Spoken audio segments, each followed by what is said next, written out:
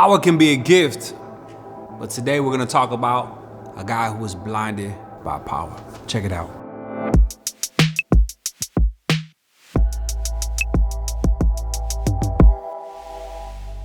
Caiaphas was a Sadducee. You see, the Sadducees were an educated, rich, and politically powerful group of religious leaders among the Jewish people. And they did not like Jesus. In fact, they hated him because he was disrupting their lifestyle and challenging their core beliefs. As a leader of the Sadducees, Caiaphas had to make sure that Jesus and his threat to the Sadducees' power was completely removed. To him, this meant that Jesus must die. But even in all his ugliness, Caiaphas was used in God's beautiful plan to save us. Let me break this down.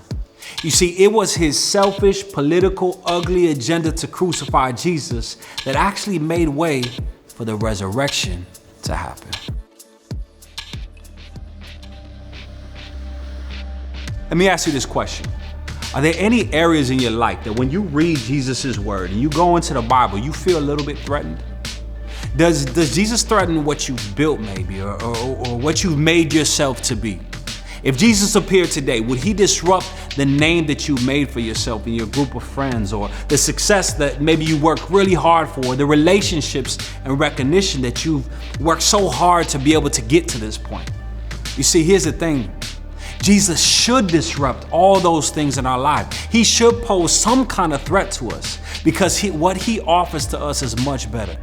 He has love for you worth more than all the approval that you can get from your friends. See, his power and his success is greater than anyone else's because he has conquered death and the grave. And what he wants to give you is eternal, safe, and protected from everything you may have encountered in this temporary life. When all is said and done, when Jesus rose again with all power in his possession, Caiaphas still refused to believe in him. And he even went as far as to silence and persecute those who did follow Jesus. You see, Caiaphas represents the people who refuse to believe because they think accepting Jesus as Lord will cost them way too much of what they've built. They don't see the offer of Jesus as worth more than what they have.